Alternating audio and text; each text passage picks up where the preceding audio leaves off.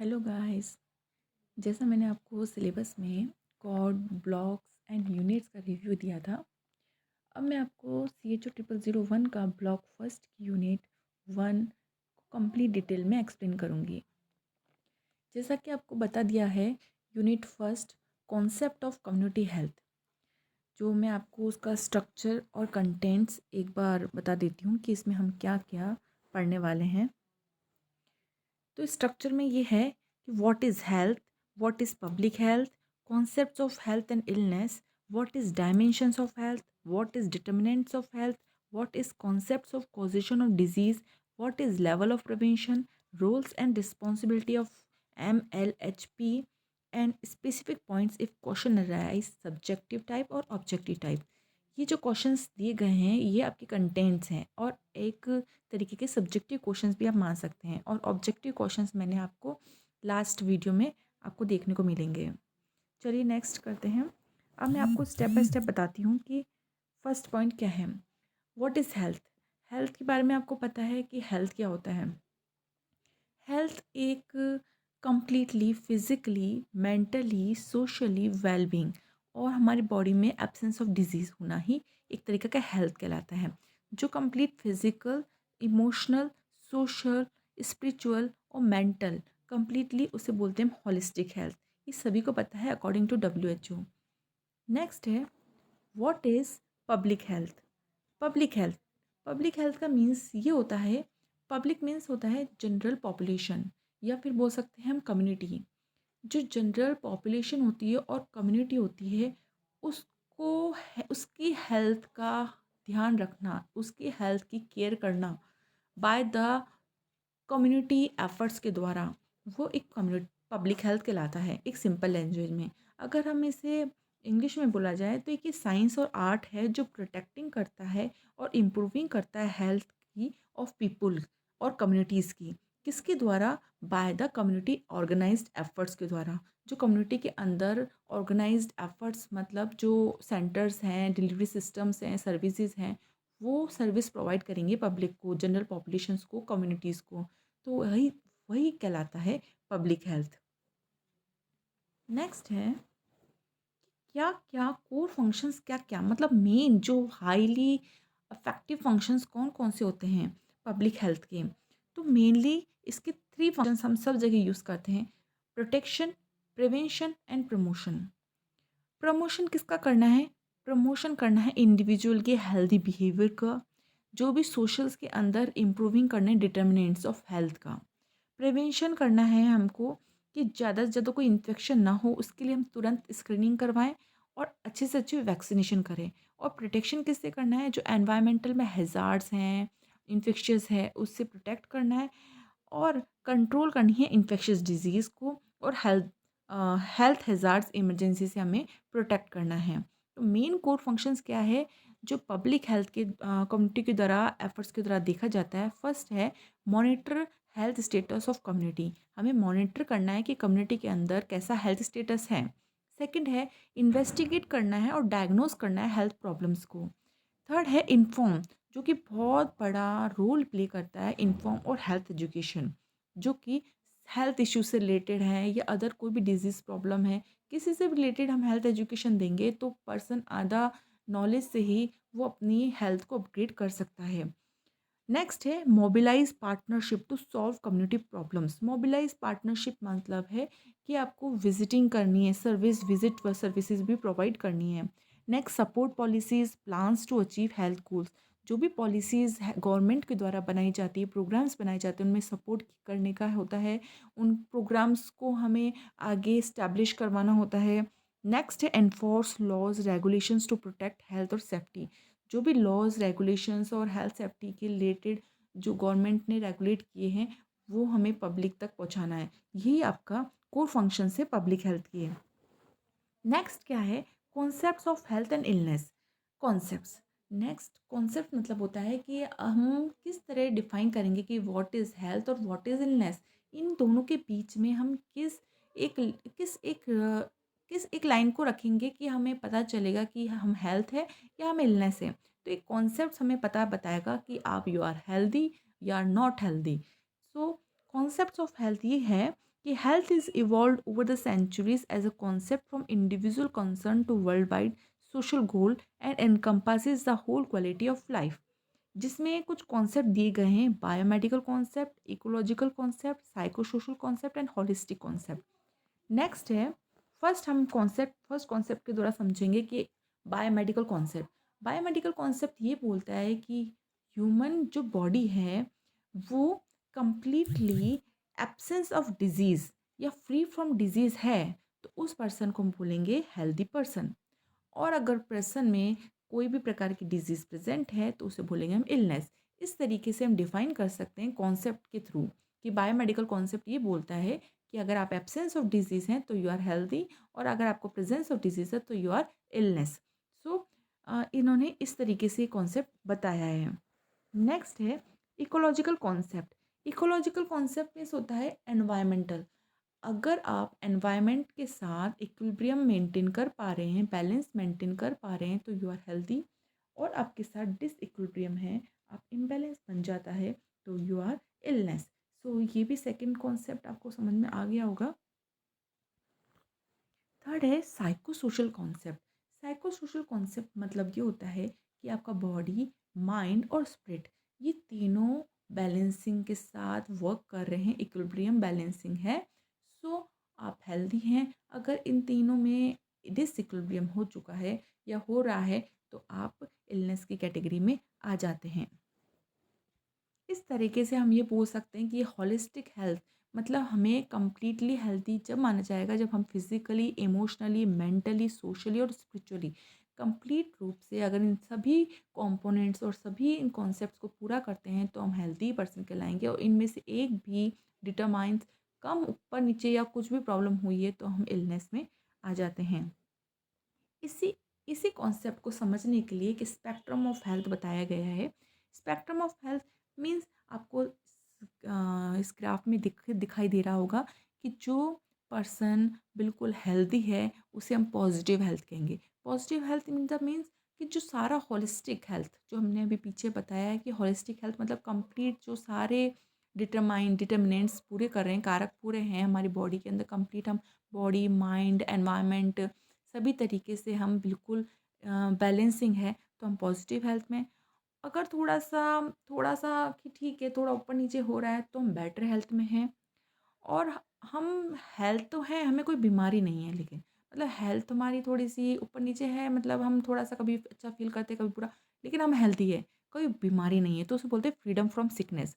इसके जस्ट नीचे एक स्टार्टिंग पॉइंट्स आता है कि अनरिकॉग्नाइज सिकनेस, मतलब एक ऐसा पॉइंट आता है कि हमारे बॉडी और माइंड या हमारे एनवायरनमेंट के साथ थोड़ा सा इम्बैलेंस हो रहा है, तो हम उसको समझ नहीं पा रहे हैं कि हम हेल्दी हैं या इलनेस है, तो वो एक पॉइंट कहलाता है अनरिकॉग्नाइज सिकनेस। फिर धीरे धीरे अगर हमने इसको समझ लिया तो हम वापस ऊपर की तरफ जा सकते हैं कि वापस फ्रीडम फ्रॉम सिकनेस हो जाए। और हम इससे नहीं पहचान पा रहे हैं और हमने इसको अनदेखा कर दिया तो हम नीचे की तरफ आ जाएंगे, माइल्ड सिकनेस हो जाएगा, फिर धीरे धीरे सीवियर सिकनेस हो जाएगा, और फिर कॉम्प्लिकेशंस बढ़ती जाती है और लास्ट स्टेज आती है डेथ। तो ये एक स्पेक्ट्रम है हेल्थ का कि ये हमारे हाथ में नहीं है, ये क्या होता है, डायनेमिक होता है, मतलब कभी कभी हेल्थ अच्छी होती है तो कभी बुरी होती है। ये सभी के साथ होता है कि कोई भी हेल्दी नहीं रह सकता है तो कोई भी इलनेस नहीं रह सकता। अगर आपके हाथ में है आप उसको प्रिवेंट कर लेंगे तो यार हेल्दी बन सकते हो, नहीं प्रिवेंट करेंगे तो वो धीरे धीरे सीवियर कंडीशन में पहुंच जाता है। एक ये इलनेस वेलनेस कॉन्टिनम है जिसके द्वारा भी हम इस मॉडल को समझा जा सकता है, इस कॉन्सेप्ट को समझा जा सकता है कि हम हेल्थ और इलनेस के बीच में से कौन से लाइन है कि हमें पता चल जाए कि हम हेल्दी है इलनेस है। तो इसी तरीके से एक वेलनेस पैराडिग्म है और एक न्यूट्रल पॉइंट। जो न्यूट्रल पॉइंट है वो एक बिल्कुल न्यूट्रल है कि हम ना इलनेस है और ना हेल्दी, एक बिल्कुल एकदम नॉर्मल पर्सन की तरह काम कर रहे हैं, ना हम बहुत ज़्यादा हेल्दी हैं और ना हम बहुत ज़्यादा इल है, एक नॉर्मल लेवल पे है। अगर हमारा हाई लेवल वेलनेस है मतलब हम प्रॉपर अवेयरनेस हैं, प्रॉपर एजुकेटेड हैं और प्रॉपर हमारी ग्रोथ है और हम हाई लेवल वेलनेस, तो उसको हम कहेंगे पूरी तरीके से पॉजिटिव हेल्थ। इसी तरफ हम आएंगे जो ट्रीटमेंट पैराडाइम है, मतलब न्यूट्रल पॉइंट के लेफ्ट हैंड साइड जब हम चलते हैं तब पेशेंट में धीरे धीरे अगर प्रॉपर तरीके से वो कोई एनवायरनमेंट के साथ या प्रॉपर अच्छा फूड नहीं ले पा रहा है, कोई ना कोई इन्फेक्शन उसे हो गया है, तो धीरे धीरे साइन दिखाई देंगे, फिर सिम्टम्स दिखाई देंगे। अगर प्रॉपर हमने रिकवरी नहीं करी या ट्रीटमेंट नहीं लिया है तो डिसेबिलिटी आ जाता है और प्री मैच्योर डेथ का रीज़न बन जाता है, जो कि एक बहुत बड़ा एक सोसाइटी के अंदर इशू है कि अगर प्रॉपर तरीके से हमें सही टाइम पे हम साइन एंड सिम्टम्स को नहीं रिकॉग्नाइज़ कर पाते हैं, तो हमें लास्टली प्री मैच्योर डेथ हो जाती है। तो इस तरीके से हम एक concepts of health and illness का कंप्लीट रूप से मॉडल के साथ और एक स्पेक्ट्रम के साथ हमने दोनों को डिफ़ाइन कर दिया है कि व्हाट इज़ हेल्थ और व्हाट इज़ इलनेस। जैसा कि इसमें बताया गया है कि जो लोएस्ट पॉइंट है, लोएस्ट पॉइंट मतलब हेल्थ का है, वो स्पेक्ट्रम में बताता है कि पर्सन की डेथ की तरफ जा रहा है, और जो हाई लेवल है वो पर्सन की पॉजिटिव हेल्थ की तरफ जा रहा है। जो spectrum of concept of health है, वो ये बताता है कि जो इंडिविजुअल की हेल्थ है वो स्टेटिक नहीं रहती है, मतलब सिमिलर नहीं रहती है, वो एक डायनेमिक प्रोसेस है कि कंटिन्यूस चेंज होता रहता है, कि कभी तो पर्सन हेल्दी फील करेगा और कभी पर्सन अनहेल्दी करेगा। सो नेक्स्ट टॉपिक है what is dimensions of health. Dimensions मतलब होता है कि कौन कौन से ऐसे कारक हैं, कौन कौन से ऐसे आयाम हैं जो कि ये डिफाइन करते हैं कि हम हेल्थ हैं। हम बार बार ये चीज़ आ रही है कि हेल्थ पर्सन किसे कहा जाता है, जो completely physically, mentally, socially, vocationally, emotionally, spiritually healthy हो। लेकिन हम इस तरह बोल तो रहे हैं कि हेल्दी हो, बट व्हाट इज़ फिज़िकल। हम फिज़िकल किस तरीके से हम क्या बोलना चाहेंगे हम कि फ़िज़िकल क्या होता है। फ़िज़िकल डायमेंशंस में क्या क्या पॉइंट आते हैं कि हम उनको देख के हम बता सकते हैं कि हम हेल्दी है। मेंटल डायमेंशंस में ऐसे कौन कौन से पॉइंट आते हैं हम उनको देख के बता सकते हैं कि वो मेंटली हेल्दी है। सोशल में ऐसे कौन से पॉइंट आते हैं, तो इस तरीके से ये एक डिस्क्रिप्शंस में मैं आपको धीरे धीरे वन बाय वन बताती हूँ कि हम फिज़िकल डायमेंशंस में क्या देखेंगे, मेंटल डायमेंशंस में क्या देखेंगे और सोशल डायमेंशंस में क्या देखेंगे। तो फर्स्ट है फिजिकल डायमेंशन। फिजिकल डायमेंशंस में ये बताया जाता है कि फिजिकल हेल्दी हम पर्सन को तब कहेंगे जब वो फिजिकली अपनी बॉडी के द्वारा परफेक्ट फंक्शनिंग कर पा रहा है, जो उसके ऑर्गन्स हैं एनाटॉमिकली और फिजियोलॉजिकली वो प्रॉपर तरीके से फंक्शन कर पा रहे हैं, अच्छी हेल्दी डाइट ले रहे हैं, अच्छा एक्सरसाइज कर रहे हैं, एडिक्वेट रेस्ट एंड स्लिप मिल रहा है, और नो कोई स्मोकिंग नहीं, कोई अल्कोहल इंटेक नहीं है, और अपने आप को अच्छी सेफ्टी प्रिकॉशंस ले रहे हैं, हेल्थ के प्रोवाइडर्स के पास गाइडलाइन फॉलोअप के लिए जा रहे हैं, तो कम्प्लीटली वो फिज़िकली हेल्दी रहेगा। और हम उसको देख के कैसे बता सकते हैं कि ही इज़ हेल्दी या नॉट हेल्दी। तो कुछ साइंस हैं फिज़िकल हेल्थ के कि हम उसको देख के बता सकते हैं कि फिज़िकल डायमेंशंस के रूप में he is this person is healthy और नॉट। तो कुछ साइंस है जैसे कि आपको दिख रहा है, a good complexion, a clean skin, bright eyes, not too fatty, a sweet breath, a good appetite, sound sleep, regular activities of bowel and bladder, smooth, easy and coordinated body movements। इस तरीके से हमारे completely body organs के functions भी बताए गए हैं कि हमारा अगर बॉडी पूरी तरीके से अच्छी वर्क फंक्शनिंग कर रहा है और हम अच्छे ग्रूमिंग में दिख रहे हैं, तो you are physical healthy. But not depending only physical कि आप फिजिकल हेल्दी है तो आप बिल्कुल ठीक हैं, नहीं। आपके जो सारे डायमेंशंस है सभी होलिस्टिक कंप्लीटली हेल्थ होंगे, तभी आप पॉजिटिव हेल्थ के लाएंगे। नहीं तो आप बेटर हेल्थ में आ जाएंगे या फिर थोड़ा कम नीचे हेल्थ में पहुंच जाएंगे, लेकिन पॉजिटिव जिसे हेल्थ कहा जाता है उसमें आप नहीं आएंगे। तो फिजिकल डायमेंशंस आपको क्लियर हो गया होगा। नेक्स्ट है मेंटल डायमेंशन। मेंटल डायमेंशन मतलब रिलेटेड टू माइंड। अगर हमारा बॉडी और माइंड दोनों एक साथ बैलेंस के साथ काम कर पा रहा है, तो वो हमारा मेंटल डायमेंशन में आता है। जो हमारा फिजिकल इलनेस है वो बहुत डिपेंडेंट करता है मेंटल पे भी। जैसे हम फिजिकली तो फिट है बट मेंटली रूप से हम डिप्रेशन में हैं या किसी तरीके से स्ट्रेसफुल कंडीशन से निकल रहे हैं, तो हम कहीं ना कहीं जाकर फिज़िकल इलनेस हो जाते हैं। इसलिए फ़िज़िकल और मेंटल एक दूसरे से इंटरलेट करते हैं। जैसा कि आपको एग्जांपल में दिख रहा होगा, कोई पर्सन मेंटल इलनेस डिप्रेशन में है, तो वो पुअर न्यूट्रिशन इंटेक लेगा, पुअर हाइजीन करेगा, लेक ऑफ स्लीप हो जाएगी, और धीरे धीरे उसका इम्यून सिस्टम डिक्रीज हो जाएगा, इन्फेक्शन के प्रति प्रोन हो जाएगा, और उसको लास्टली फिज़िकल इलनेस हो जाएगा। इसलिए आपको हेल्दी रहने के लिए मेंटल डायमेंशन भी आपका फुलफिल होना चाहिए। इसी तरीके से सोशल डायमेंशंस। सोशल मतलब सोसाइटी। आप फिज़िकली भी हेल्दी है, मेंटली भी आप हेल्दी है, तो आप इस तरह आप हेल्दी नहीं कहलाएँगे। ठीक है, आप पूरे अपना फिज़िकल और मेंटली दोनों बैलेंस है आप, तो आप हेल्दी है।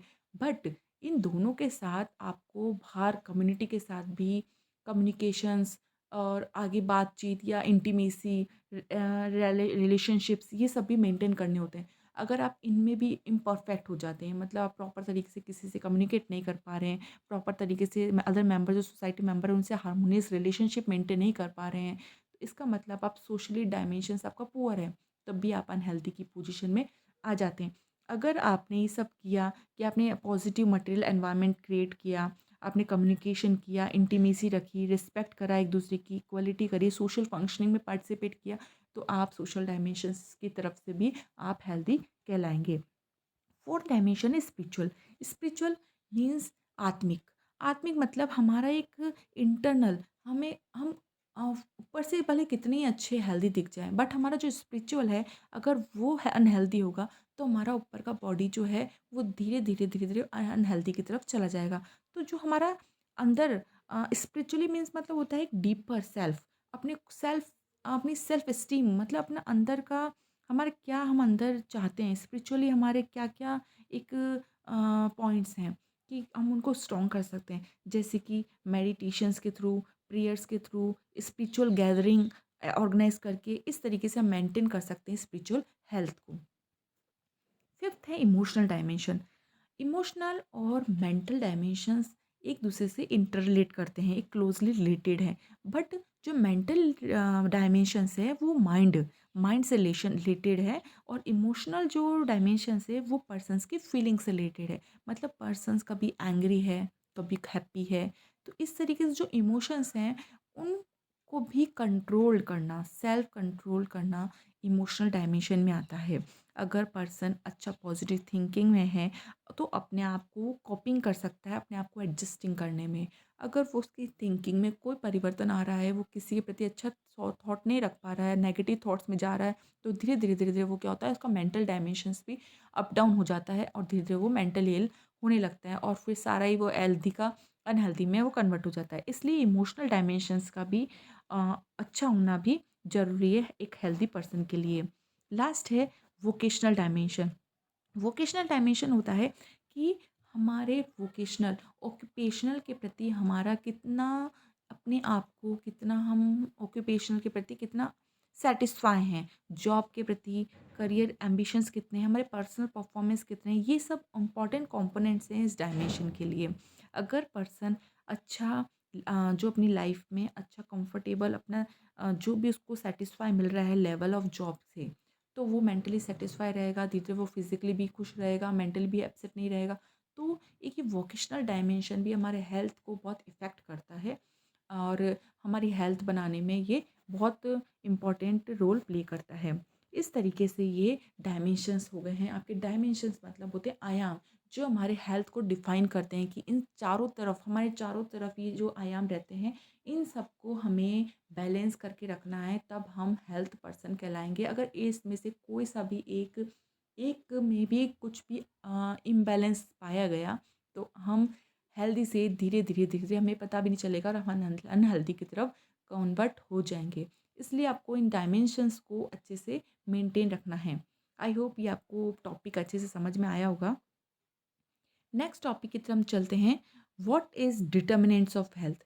वो डायमेंशंस और डिटर्मिनेंट्स में बहुत फ़र्क है। डायमेंशंस तो है आयाम, मतलब आपके कंप्लीट हेल्थ को कवर करते हैं कि इन चीज़ों में हम कंट्रोल कर सकते हैं, या फिर हम इनको मेंटेन कर सकते हैं, हम बैलेंस कर सकते हैं। जो डिटर्मिनेंट्स होते हैं वो निर्धारक तत्व होते हैं, मतलब ऐसे तत्व जो हमारे हेल्थ को मतलब इफ़ेक्ट करते हैं और नहीं भी करते हैं। मतलब कुछ ऐसे ऐसी चीज़ें होती हैं जो हमारे हेल्थ को इफ़ेक्ट कर देती हैं। जैसे कि इसकी डेफिनेशन है, determinants of health include the range of personal, social, economic, environmental factor which determine the health status of the population. जो हेल्थ है, हेल्थ को कम्प्लीटली मतलब अच्छा और हेल्दी और अनहेल्दी में ये एक महत्वपूर्ण योगदान निभाता है। जो डिटर्मिनेंट्स हैं मतलब तत्व हैं, जैसे कि हम आपको एक पॉइंट बाय पॉइंट आपको बताते हैं कि व्हाट इज़ डिटर्मिनेंट्स। तो आपको ये एक दिख रहा होगा कि आपको ये कैसे डिटर्मिनेंट्स हैं, मतलब हमारी हेल्थ में इफ़ेक्ट करने वाले कारक कौन कौन से हैं। मतलब अगर हमने अच्छा खाया, अच्छा पिया, अच्छी हेल्थ सर्विसेज ली, अच्छा फॉलोअप लिया, तो हम हेल्दी रहेंगे। तो कैसे रहेंगे? अगर अच्छा कब मिलेगा? जब हमारे पास कुछ होगा, मनी होगा, इनकम होगा, सो ये जो इनकम है, एनवायरनमेंट है, एज है, हमारा एजुकेशन है, हमारा अनएम्प्लॉयमेंट है, सोशबिलिटी है, एनवायरमेंटल फैक्टर्स हैं, जेंडर है, एथनिसिटी, ये सारे हमारे डिटर्मिनेंट्स हैं। मतलब जो हमारी लाइफ में डेली बाय डेली रोज़ कुछ ना कुछ चेंजेस आते हैं, तो हम वो हर चीज़ हमारी हेल्थ को इफ़ेक्ट करते हैं, तो वो कहलाता है डिटर्मिनेंट्स। डायमेंशंस सिर्फ 6 डायमेंशंस है जो आयाम है हमारे चारों तरफ पाया जाता है, लेकिन जो डिटर्मिनेंट्स है कुछ भी हो सकता है कारक। हमारी इनकम भी हो सकती है, हमारी एजुकेशन भी हो सकता है, हमारा न्यूट्रिशन भी हो सकता है, हमारा हेल्थ सर्विसेज भी हो सकता है, हमारा जेंडर भी हो सकता है, सोशबिलिटी भी हो सकती है, कुछ भी हो सकता है। तो ये सब चीज़ें अगर वेल रही तो हम हेल्दी रह सकते हैं, और इनमें कुछ भी प्रॉब्लम रही, या मतलब हम अच्छा खाना चाहते हैं लेकिन हमारे पास खाने के लिए मनी नहीं है, इनकम नहीं है, तो फिर वो धीरे-धीरे पुअर न्यूट्रिशन में आता है, माल न्यूट्रिशन हो जाता है। इस तरीके से वो डिज़ीज़ कंडीशन में चला जाता है। तो इस तरीके से आपको समझ में आ गया होगा कि डिटर्मिनेंट्स क्या होते हैं और डायमेंशंस क्या होते हैं। तो कभी भी कन्फ्यूजन नहीं होइएगा। अगर डायमेंशंस आए तो आपको उस तरह से आपको लिखना है, और डिटर्मिनेंट्स आए तो आपको पूरी तरीके से इसको एक्सप्लेन करना है। अब मेरे को इसको एक्सप्लेन करने की शायद ज़रूरत नहीं पड़ेगी, क्योंकि ये वही चीज़ें हैं कि age group, younger age group को क्या प्रॉब्लम हो सकती है, और जैसे कि फ़ीमेल है, फ़ीमेल को ज़्यादातर ब्रेस्ट कैंसर हो सकता है, सर्वाइकल कैंसर हो सकता है, मेल को स्मोकिंग करते हैं तो वो लंग्स कैंसर हो सकता है, ट्यूबरक्लोसिस हो सकता है। इस तरीके से ये डिफ़ाइन करता है। नेक्स्ट टॉपिक है, what is causation of disease. Causation of disease मतलब आखिरकार डिज़ीज़ होने का कारण क्या है? मतलब कॉज़ेशन क्या है डिज़ीज़ का? डिज़ीज़ तो हो रही है, हेल्थ से हम अनहेल्दी हो रहे हैं, बट व्हाई? क्यों? ऐसा क्यों हो रहा है? तो इसको समझने के लिए कुछ गई है, अलग-अलग साइंटिस्ट ने इसे खोजा कि आखिर डिज़ीज़ होती क्यों है? हमारी बॉडी में ऐसा क्या होता है कि हम बीमार होते हैं? तो इसके पीछे भी कुछ थ्योरीज़ दी गई है, तो इसके लिए हम एक आपको बताते हैं। फर्स्ट जो है, germ disease theory. Germ disease theory एक रॉबर्ट कॉक ने दी थी। इन्होंने एक स्टार्टिंग में एक जस्ट एक पर्सन बीमार हुए थे, तो उनको एक जस्ट एग्ज़ामिनेशन किया था। तो उन्होंने एक बॉडी के अंदर बैक्टीरिया की खोज की। उन्होंने पाया कि जो बॉडी में डिज़ीज़ हो रही है वो उस बैक्टीरिया की वजह से हो रही है। तो उन्होंने ये थ्योरी बताई कि जो भी बीमारी हो रही है, जो डिज़ीज़ एजेंट वो मैन में जो भी एजेंट जा रहा है बॉडी के अंदर, मैन के अंदर, वो डिज़ीज़ का कारण है। तो उन्होंने एक सिंपल लैंग्वेज में बोला है कि डिज़ीज़ का कारण एक एजेंट होता है, ओनली वन। उन्होंने ओनली वन चीज़ बताई कि only agent, that is bacteria, virus या जर्म्स, कुछ भी हो सकता है। वो रीज़न होता है मैन के अंदर डिज़ीज़ का। तो फर्स्ट थ्योरी उन्होंने ये दी। नेक्स्ट धीरे-धीरे और खोज होती गई। फिर और पाया गया कि नहीं, वन रीज़न्स इनफ नहीं है कि मेन को डिज़ीज़ होने के लिए। और भी अदर रीज़न्स हो सकते हैं कि मेंस को डिज़ीज़ हो रही है। तो सेकंड रीज़न्स पाया गया, मल्टी फैक्टोरियल कॉज़ेशन। मतलब one factor is not responsible for only your disease, other factors also responsible. बहुत सारे फैक्टर्स होते हैं कि जो अदर रिस वो भी रिस्पॉन्सिबल होते हैं। तो ये भी फिर सेकंड कॉज़ आया था, मल्टी फैक्टोरियल कॉज़ेशन। ये आपको नेक्स्ट स्लाइड्स में दिखाई देगा कि मल्टीफैक्टोरियल क्या होता है। नेक्स्ट है वेब ऑफ कॉजेशन। फिर नेक्स्ट थर्ड थ्योरी में आया कि मल्टी फैक्टर तो बता दिए कि एनवायरमेंटल फैक्टर हो सकता है, सोशल फैक्टर हो सकता है, और भी अदर फैक्टर्स हो सकते हैं, साइकोलॉजिकल फैक्टर हो सकता है। लेकिन उन्होंने ये बताया है कि वेब वेब मतलब कारणों का एक जाल। मतलब हम ज़रूरी नहीं है कि सिर्फ ओनली सोशल फैक्टर्स ही हमें इफ़ेक्ट करके, या एजेंट ही हमें इफ़ेक्ट करके हमें डिजीज़ पहुँचाए। नहीं, ये सब एक जाल बन जाता है। मतलब हमको सोशल भी हो रहा है, साइको भी हो रहा है, एजेंट ने भी करा है, एनवायरनमेंट ने भी करा है, हमारा खुद फिज़िकल भी हुआ है। ये कंप्लीट एक वेब पोज़ीशन बनता है और हम डिज़ीज़ के रीज़न बन जाता है। तो इस तरीके से अलग-अलग साइंटिस्ट ने अलग-अलग थ्योरी के बारे में बताया है।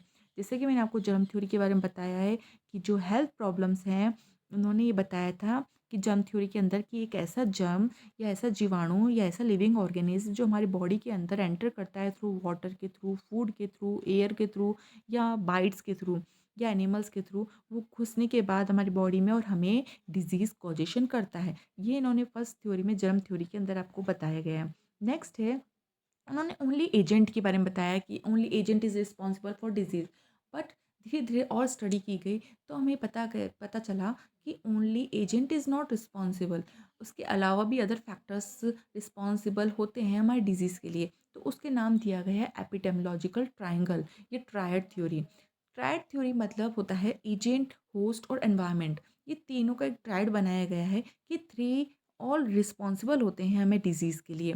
कि अगर एजेंट होगा तभी agent, host human body, agent मतलब बैक्टीरिया वायरस कुछ भी, और एनवायरनमेंट मतलब वाटर पॉल्यूशन, एयर, जो भी होगा वो सब कुछ, तीनों पे इक्विलिब्रियम होना चाहिए, इंटरेक्ट करते हैं तीनों एक दूसरे से, उसके बाद पर्सन क्या करता है, डिजीज से सफ़र करता है।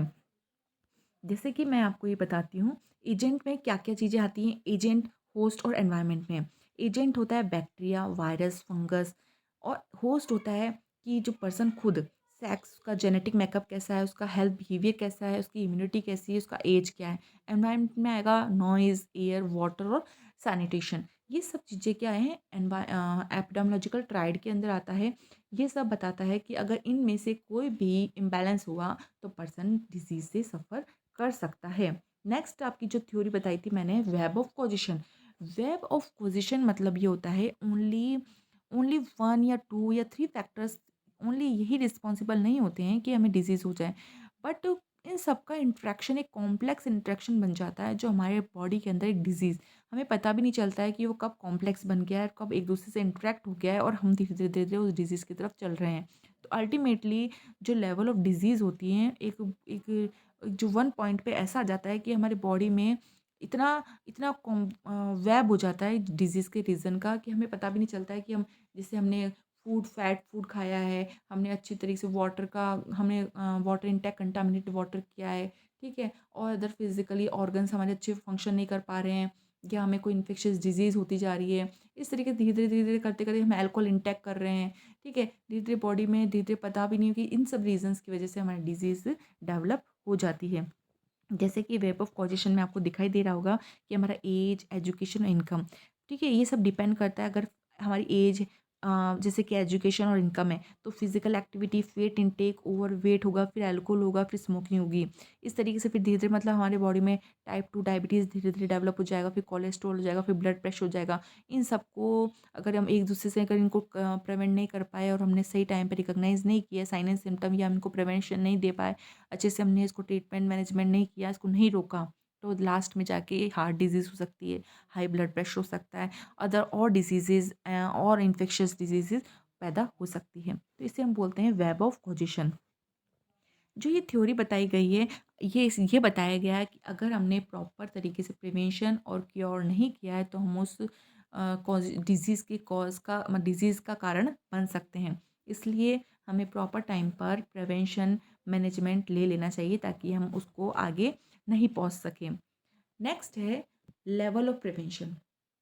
लेवल ऑफ प्रिवेंशन आपको पता है कि जो हमने अभी पढ़ लिया कि डायमेंशंस क्या होते हैं, डिटर्मिनेंट्स क्या होते हैं, ठीक है, उसके बाद हमने कॉजिशन क्या होती है डिजीज़ की। अब आएगा मेन, अगर ये सब हो रहा है तो हम इनसे बचे कैसे, why we are preventing from disease, कि हम कैसे, हाउ, कैसे हम उस चीज़ को रोक सकते हैं ताकि हम उस डिजीज़ से बच सकें। तो उसको हम बोलते हैं level of prevention. Level, what is level? Level मतलब ये होता है कि आप ये नहीं कि आप टर्शिप जाकर मतलब लास्ट स्टेज पे जाके प्रिवेंशन का सोचें। नहीं, लेवल मतलब होता है कि आप स्टार्टिंग पॉइंट से ही आप प्रिवेंशन का ध्यान रखें। मतलब आप प्रिवेंट कर सकते हैं आप फर्स्ट पॉइंट पे ही, ना कि आप टर्शरी पे जाके। तो लेवल मतलब कुछ स्टेप दिए गए हैं, आपको बताएँगे कि आपको इस पॉइंट पे आपका प्रिवेंशन क्या कहलाता है। तो जो लेवल हैं वो मेनली तो 3 टाइप्स है, लेकिन कई जगह 4 टाइप्स दिए रखे हैं जिसमें हम प्राइमोर्डियल, प्राइमरी, सेकेंडरी और टर्शरी प्रिवेंशन को बोलते हैं, ताकि पेशेंट प्रोटेक्ट कर सके अपनी डिजीज़ के या हार्मफुल कॉन्सिक्वेंसेज या हार्मफुल कॉम्प्लिकेशन से, या डिसेबिलिटी और डेथ होने से। तो वो कहलाता है लेवल ऑफ प्रिवेंशन। जैसा मैंने आपको बताया है 4 types, primordial, primary, secondary and tertiary. Primordial prevention को हम इस तरह बता सकते हैं, प्राइमोर्डियल प्रिवेंशन वो कहलाता है जब अभी तक कोई डिज़ीज़ का नाम और निशान नहीं है, मतलब किसी को कुछ पता ही नहीं कि डिज़ीज़ ऐसा कुछ होने वाला है। या जैसे एज़ अ बच्चा, एज़ अ चिल्ड्रन, कोई बच्चा स्कूल में जा रहा है, तो हम एज़ अ टीचर, या टीचर ना होके माता-पिता, पेरेंट्स या कोई भी उनको एजुकेट करे कि स्मोकिंग करना गलत होता है, ठीक है? या कुछ भी उनसे एजुकेशन, सेक्स एजुकेशन देना या अदर कुछ भी एजुकेशन जो उनके लिए हेल्पफुल रहे, आगे जाकर वो उस एजुकेशन को समझ के आगे वो स्टेप करे ही नहीं, तो वो होता है प्राइमोर्डियल। मतलब कुछ भी नहीं है अभी, जस्ट हम स्टार्टिंग पॉइंट है और हम अभी तक हमने कुछ पता ही नहीं है उसके बारे में और हम जस्ट को रोक रहे हैं अभी से ही। हमें पता ही नहीं कि वो बीमारी होनी है नहीं, बट हमें उसे रोकना है, तो वो प्राइमोर्डियल प्रिवेंशन में आता है। मतलब एक जस्ट एक मेन एग्जाम्पल होता है हेल्थ एजुकेशन। प्राइमोर्डियल प्रिवेंशन का सबसे बेसिक प्रिंसिपल्स बोलो या बेसिक नॉलेज बोलो कि health education is the best example for primordial prevention. हमें हेल्थ एजुकेशन दे देंगे तो वो प्राइमोर्डियल प्रिवेंशन में आ जाएगी। अगर किसी को पता भी नहीं है, जिसे अभी कोविड हुआ ही नहीं है, लेकिन फिर भी हमने किसी को वायरस के बारे में बता दिया कि हमें हैंड वॉशिंग रखना है, हमें किसी से ज़्यादा जिसको कफ है, स्पूटम में अगर वो पास कर रहा है तो हमसे दूर होना है, अपने मास्क दूर कवर करके रखना है। तो ये बताने अभी जब होने के बाद ये हमें बताने की ज़रूरत नहीं होती है, ऑलरेडी ही नोज़ दैट कि हमें अपने आप को कैसे बचाना है। तो ये कहलाता है प्राइमोर्डियल, मतलब हमें सिर्फ एजुकेट करना है, ठीक है? नेक्स्ट आपको दिखाई दे रहा है प्राइमोर्डियल, प्राइमरी, सेकेंडरी और टर्शरी। प्राइमोर्डियल प्रिवेंशन ये कहलाता है कि जो भी टारगेट ग्रुप है, जो हमें लगता है कि इनको नॉलेज की ज़रूरत होनी चाहिए, इनको पता होना चाहिए, उनको हमें क्या करना है, एजुकेट करना है। प्राइमरी प्रिवेंशन क्या होता है, ऐसे टारगेट जो रिस्क फैक्टर्स में आ रहे हैं कि हाँ इनको हमें जो रिस्क फैक्टर्स जैसे कि एल्डरली पर्सन है, प्रेग्नेंट वुमेन है, ठीक है, यंगर बच्चे हैं, 5 ईयर्स से बच्चे जो कम हैं, इन सबको एक जो टारगेट ग्रुप है उनको प्रॉपर वैक्सीनेशन देना है, प्रॉपर तरीके से हेल्थ चेकअप करना है, ये सब प्राइमरी प्रिवेंशन आता है। सेकेंड प्रिवेंशन में क्या होता है कि प्रिवेंट करना है कॉम्प्लिकेशंस को, या फिर उनको हॉस्पिटल्स में कॉम्प्लिकेशन आने से पहले उनको प्रिवेंट करना है, मतलब अर्ली डायग्नोसिस कर लो, अर्ली ट्रीटमेंट करना है। तुरंत हमें डायग्नोस करके हमें पता लगाना है कि इसको कोई ना कोई प्रॉब्लम है, तो हमें उनको पता लगा के उसको डायग्नोसिस करना है। लास्ट है टर्शियरी प्रिवेंशन, मतलब पर्सन को कोई बहुत सीवियर इलनेस हो चुका है, लेकिन हम उसको कॉम्प्लिकेशन या डेथ या डिसेबिलिटी से बचाने के लिए हम जो प्रिवेंशन यूज़ करते हैं वो कहलाते हैं टर्शियरी प्रिवेंशन। जैसा कि आपको मैंने बता चुकी हूँ कि प्राइमरी प्रिवेंशन में क्या-क्या किया जाता है कि जो भी टारगेट ग्रुप है, उसको कंप्लीटली प्रिवेंट करने के लिए हमें प्रॉपर तरीके से उसको एजुकेशन करना पड़ता है, काउंसलिंग की जाती है और एडवाइज़री की जाती है। सेकेंडरी प्रिवेंशन में हमें अर्ली स्क्रीनिंग, अर्ली टेस्ट, ताकि जो डिज़ीज़ है आइडेंटिफिकेशन कर सके जो क्रोनिक डिज़ीज़ को। और टर्शियरी प्रिवेंशन वही चीज़ है कि पेशेंट को रिहैबिलिटेशन करना है ताकि वो डिसेबिलिटी और डेथ की तरफ ना जाएँ। नेक्स्ट हम जल्दी से आगे बढ़ते हैं और आपको बताते हैं कि रोल्स, मेन आपके रोल्स क्या हैं एंड रिस्पॉन्सिबिलिटी क्या है मिड लेवल हेल्थ प्रोवाइडर और कम्युनिटी हेल्थ ऑफिसर के, जो कि आप वर्क करने वाले हैं। तो आपका रोल्स एंड रिस्पॉन्सिबिलिटीज़ क्या है? मेनली आपकी रिस्पॉन्सिबिलिटी और रोल्स सभी तरीके की आएगी, बट मेन जो आपकी फर्स्ट वर्क आपका जो है इमरजेंसी केयर और first aid for different emergencies. कोई भी इमरजेंसी आए तो आपको फर्स्ट एड प्रोवाइड करना है। लेबोरेटरी वर्क, जो भी रैपिड टेस्ट होते हैं, ब्लड टेस्ट होते हैं, वो आपको एक ऐसे सेंटर पे बैठकर आपको उनको चेक करना है।